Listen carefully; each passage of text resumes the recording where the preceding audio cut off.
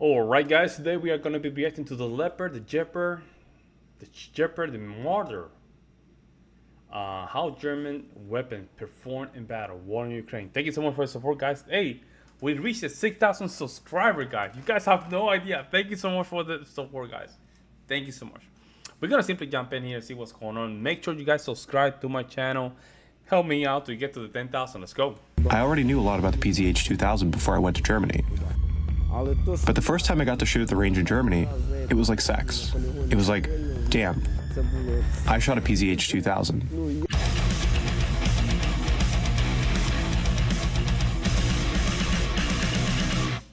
Leopard Gepard Marder PzH 2000. This is just a part of the military assistance that Germany has provided to Ukraine. These combat vehicles have a direct impact on what is happening on the front line. Was it challenging to learn to operate them? How do they perform in battle? What are their main advantages? Watch this video. Great, yeah. It's a German-made Marder 183. The Marder has been a part of the German army since the 1970s. Originally designed during the Cold War, the machine has undergone significant modifications over the years.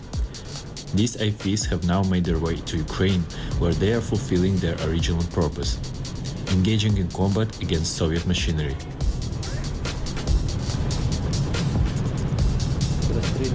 First, it quickly identifies the enemy. Secondly, it engages the enemy very quickly. Marders were provided to enhance the Ukrainian counteroffensive campaign. The real heroes are the infantry squads that storm the trenches. They require proper protection.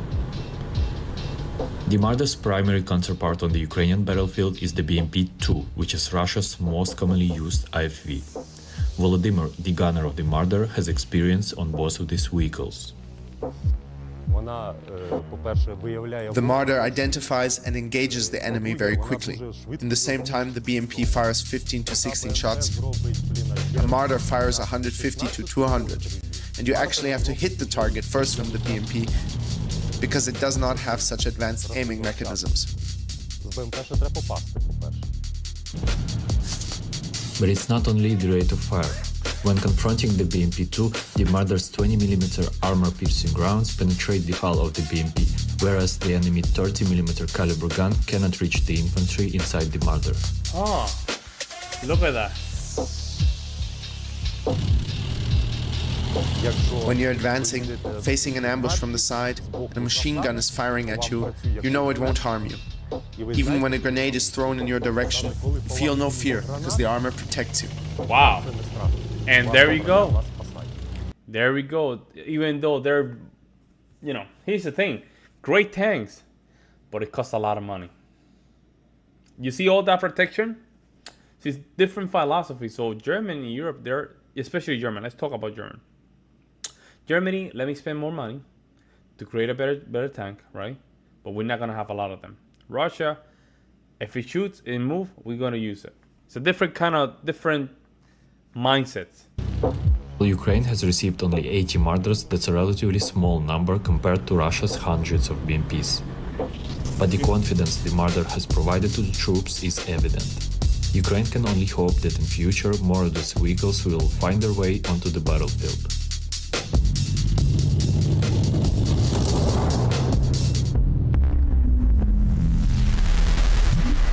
Getting hit multiple times and you're like, at that point, I'm mentally, I'm checked out.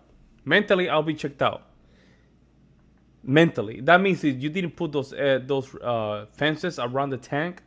Think about that.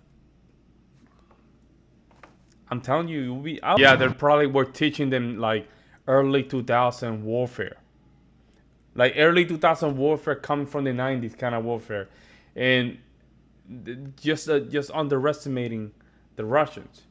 See how the Russians move.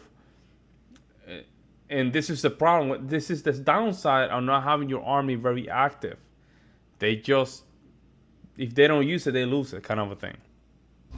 Meet the legendary Leopard 2 A6. Impressive.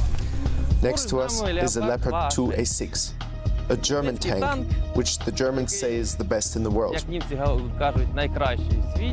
tank is good, maneuverable, and fast. It moves back and forth at very high speeds. It shoots very accurately. It hits the bullseye at 4 kilometers.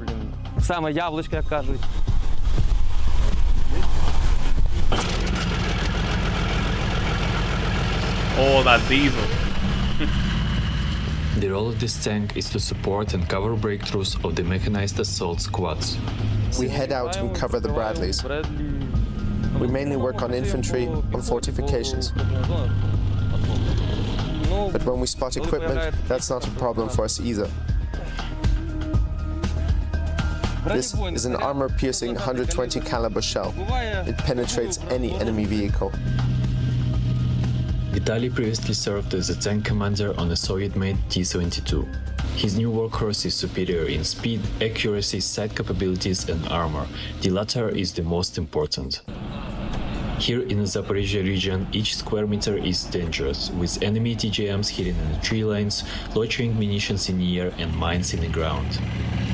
Vitaly and his crew already experienced what is it like to be hit by a Russian Lancet UAV and run over an anti-tank mine. But as you see, the crew is strong and well, ready for the tasks ahead.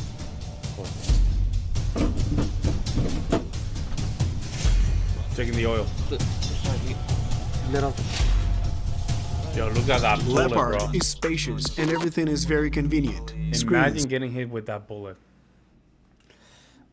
Just imagine, man. That thing is just so big, but then it just go through it.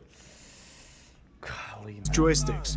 Everything is so simple. Everything is made for humans. In the T-72, everything is uncomfortable, with minimal space. And there are all these transistors, So they used to have. automatics, damn. So I guess Ukrainian, they used to have the T-72 because they were Russian, right? They were probably very old equipment too. Now they had to move to German equipment, right? Falls out, rattles, everything is unreliable. Leopard, everything is smooth.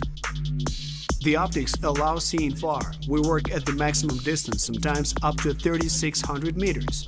For Soviet technology, a kilometer was already a good score.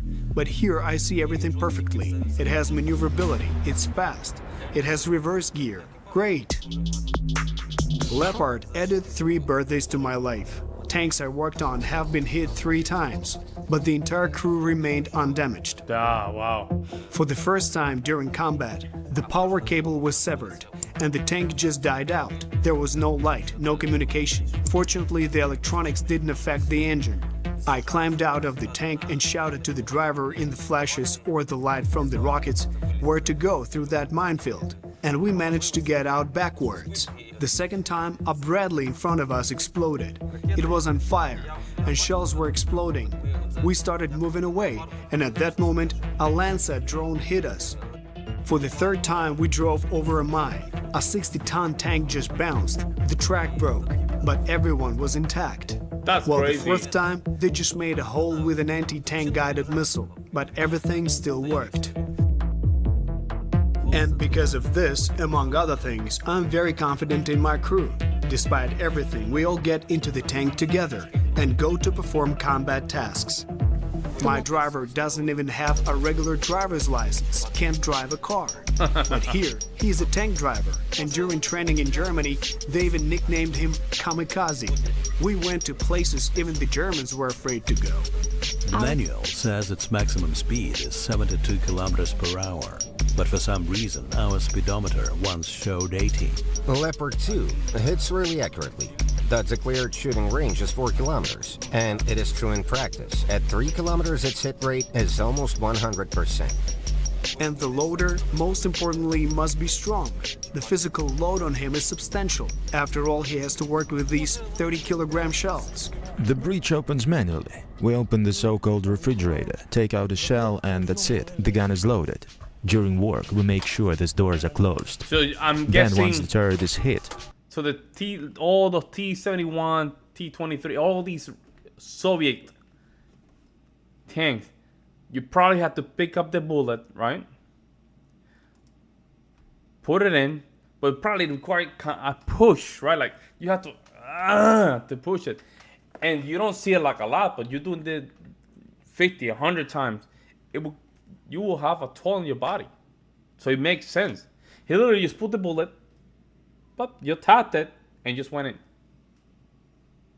A special system directs all the flame upwards, and it doesn't get into the turret. We have two main types of shells, armor-piercing and high-explosive. The first is used against heavy equipment, the second against lightly armored targets and infantry. In training we loaded a shell in 5 seconds, in battle no one counts time, but I think it's even faster. There is also a 7.62mm machine gun, with an effective range of 1.5 kilometers, which also works well. It's a good machine overall, although now we are short on shells. We have to save high explosive ones. We need more shells. And the commander is like a link that brings it all together. If the commander is good, if he finds an approach to everyone, then the crew will be intact and will work well. This Leopard crew was formed during training in Germany. It was very hard work. The 3-year course was shortened to 5 weeks. We studied from morning to night all day long. There was half a day off on Sunday, but overall everything shifted from night training to daytime training. But we coped. Although, according to Zahar, NATO training somewhat differs from real battles in modern warfare. Yeah, because they don't have You the see, experience. for them it was like this. Before the assault, aviation clears all enemy positions.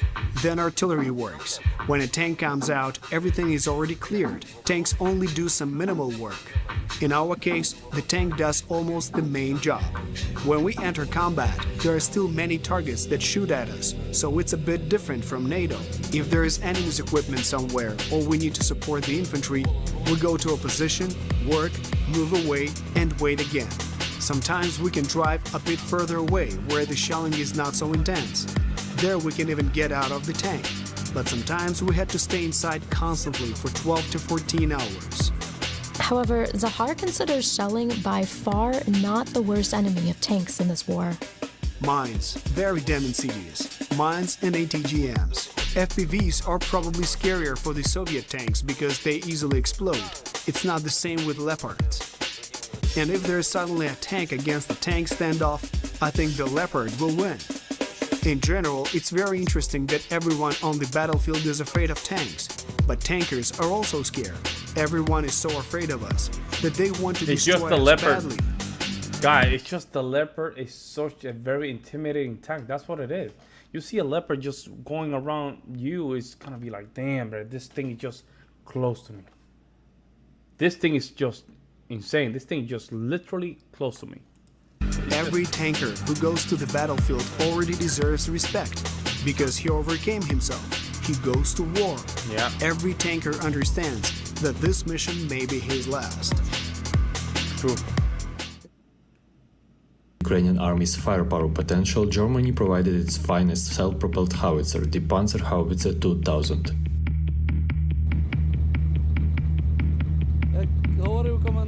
When we were working with the Peon, my commander kept telling me about the Panzer howitzer.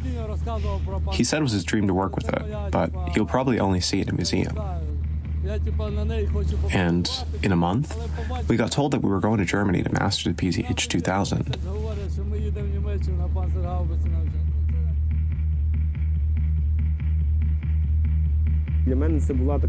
For me, it was a bit of a pipe dream. I hope to see it somewhere in an exhibition in Europe, touch it, and see what it was like up close.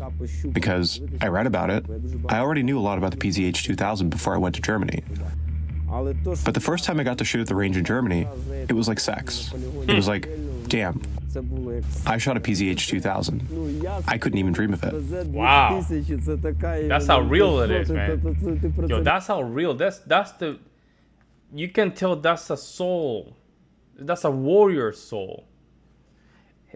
You never really hear people say, man, I've been dreaming about just getting a PzH 2000 and just drive it. And then when I just shoot the PzH 2000, man, it was better than having sex. You don't hear people saying that.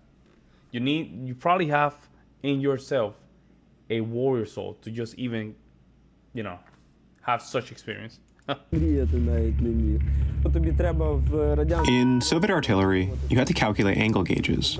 Here, I just entered the coordinates of the target, the height of the target, the type of ammunition I'm working with, the quantity. I press enter. It calculates everything itself. Then, for example, when I go to the firing position, I can enter it on the go.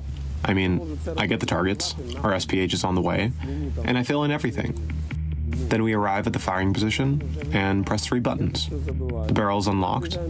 I press 1 more button, and it fires 5 shots. Tick, tick, tick, tick, tick. Wow.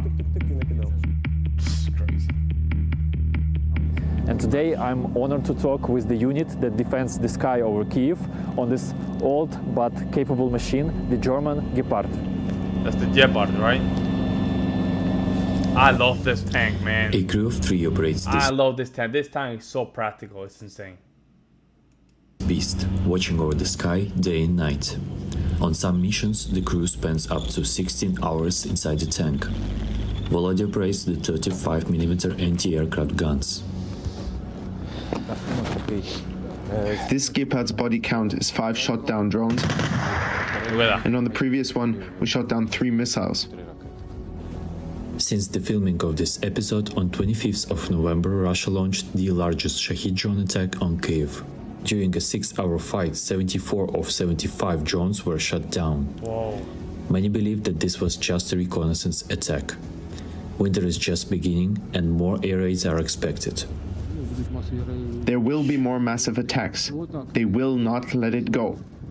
The destruction of our infrastructure is one of their top priorities. Yeah, it's true. It's true. He has a point. Although in German army the Gepard was discontinued over a decade ago, Yes. here in Ukraine it covers a wide array of tasks. Yo, why did they stop creating the Gepard? Why? You see the practicality of it? I mean, this can literally save millions of people, guys. The Gepard. Russia's Air Force uses a mixture of suicide drones, cruise and ballistic missiles to target critical infrastructure. With a radar range of up to 16 kilometers, the Gepard can hit both drones and cruise missiles within a 4-kilometer range. Bam, bam, bam, that's This it. particular machine was built in 1978, so how is it shooting down modern missiles? It is not difficult to shoot down. The most important thing is timing, because a cruise missile travels at a high speed. And once it's detected, we then have about 15 to 20 seconds. Only 20% of the work depends on the crew. They fire up the machine, monitor the instruments, and capture the target. The machine does the rest. Over the past year, Russian tactics have evolved, often involving complex nighttime attacks with various drone and missile types flying various routes. Deflecting such attacks requires a collective and carefully coordinated effort involving multiple units and systems in multiple locations. Every man and every machine bears an immense responsibility, with millions of lives being at risk. Facing this complex task, the German Gepard has proved its worth, being more cost-effective compared to systems like NASAMS or Patriot, where ammunition costs millions of dollars. I hope that the machine doesn't fail and that everything works properly, because someone's life depends on it. The thought of missing can be really scary sometimes. Yeah, that's the adrenaline right there. That's the adrenaline. Wow, this is such a great documentary. As you can see, German weaponry. Such a great documentary, but that's war, man. That's war. That's what it is. The important thing is you make sure you're locked in, you're focused, right? Eating your tobacco, and make sure you're keeping yourself focused, because at this point, these are great weapons, guys. I'm telling you, without this, Ukraine will not be in the position that I mean, without these type of equipment, it will probably be a wrap for Ukraine. These type of weapons keep Ukraine in the ball game. Let me know what you guys think, guys. I will see you in the next one. I'm out.